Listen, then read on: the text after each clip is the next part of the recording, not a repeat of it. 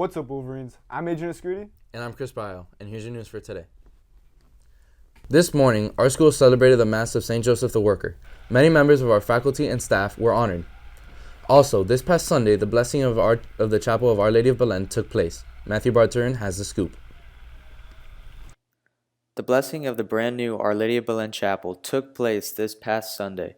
It was a historic moment for the Belen community, and it has been one of the largest and most important projects ever completed on Belen's campus. The construction of this incredible structure has gone on, included a blessing of the altar. Completion has been anticipated by the community for a long time. It was introduced with a beautiful ceremony where Archbishop Thomas Wensky performed its very first Mass. It also included a blessing of the altar, which was a sight to see for those in attendance.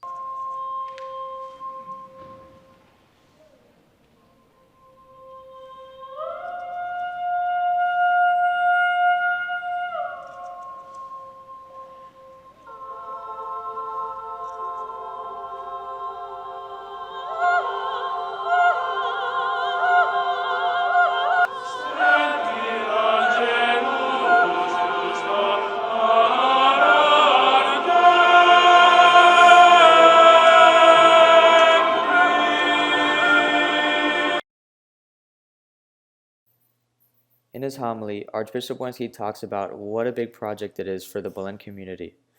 He talks about how the chapel was made with human hands, which is the reason he's blessed the altar with chrism oil, the same used at our baptism and confirmation.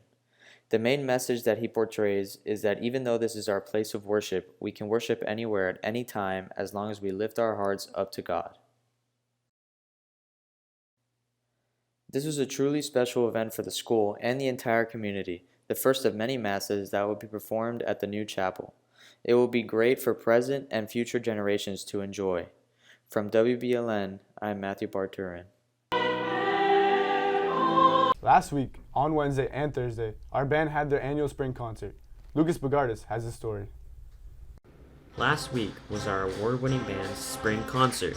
They had performances varying from all different types of instruments, but how much work is truly done behind the scenes to what we see on stage.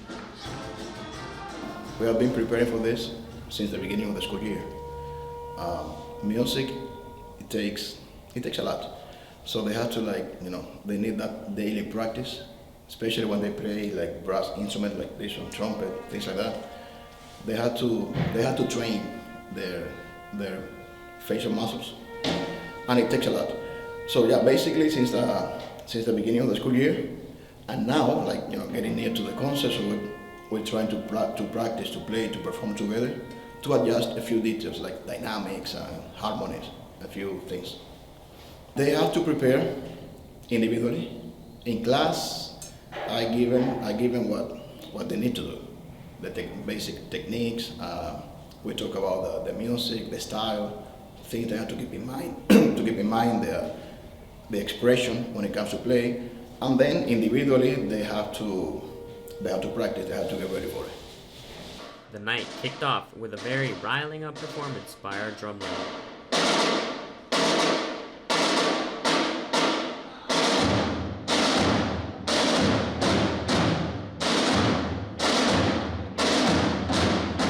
Later, they had many solo performances, including an original song made by sophomore Henry Amador.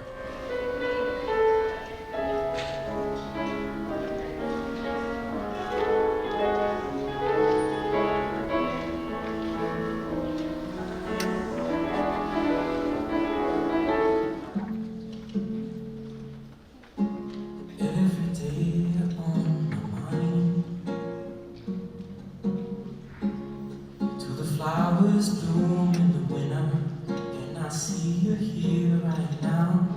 Oh no.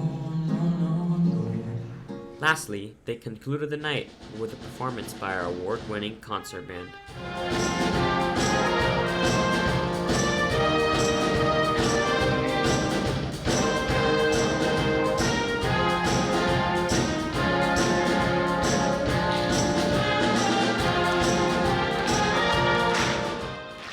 For WBLN, I'm Lucas Bogardus.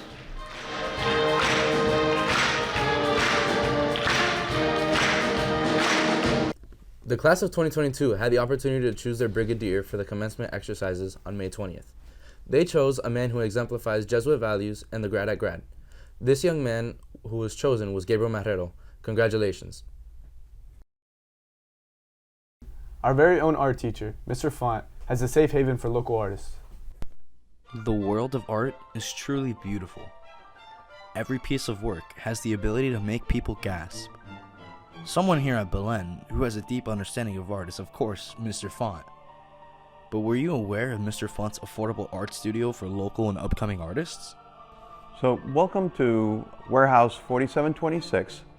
This is our space, and we started this project 5 years ago. We're in the Bird Road Art District, and our mission is to provide affordable studio space for artists.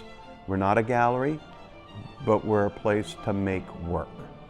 So artists come to us and ask us, hey, do you have space? And when we do have space available, we show it to them, and then they come in the door and they say yes or no, depending on what their needs are. We're predominantly painters, collage, assemblage artists.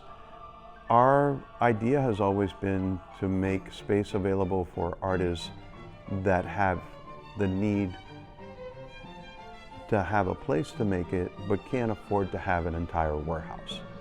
Right now we have 2 bays and we have a total of 9 artists with us. And they come and go as they please. We're open 24 hours for them. And it's smaller places that they can make their work and they don't have to do it at home. They're able to leave their stuff out and do the best that they can with their own work.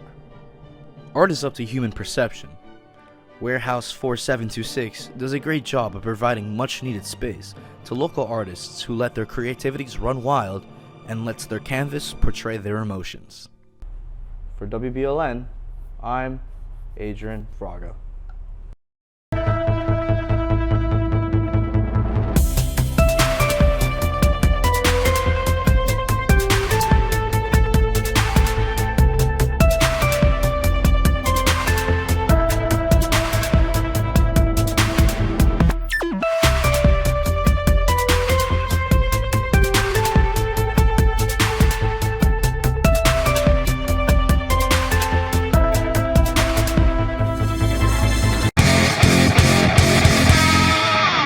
What's up, Wolverines? I'm Ben Romanach, and here's your sports for the week. Last night, the varsity baseball team defeated South Miami 15-0 and advanced to the district championship, which will be held tonight at 6 p.m. against Pines Charter. Come support your Wolverines. Our varsity volleyball team defeated Braddock 3-0 yesterday and are advancing to the regional semifinal game on Friday, May 6th. Good luck, Wolverines. On Monday, the Miami Heat had a very convincing win over the Philadelphia 76ers, led by this year's Sixth Man of the Year, Tyler Hero, who had 25 points. The Heat won 106-92 and play the Sixers today at 7:30 in Game 2 of the series. Today, the 12-11 Miami Marlins take on the Arizona Diamondbacks in the third game of the series at 12:40. The NFL Draft was full of many surprises this year, with many teams trading picks and players. Your Miami Dolphins' first pick came in the 3rd round, and they were able to get national champion Channing Tindall. That's all for sports, and that's all for me. It's been a pleasure, Wolverines. I'm Ben Romanach signing out. Now back to the guys at the desk. Thanks, Ben. Make sure to follow us on YouTube, Instagram, and Twitter. And from all of us here at the desk, make sure to stay safe And stay golden, Wolverines.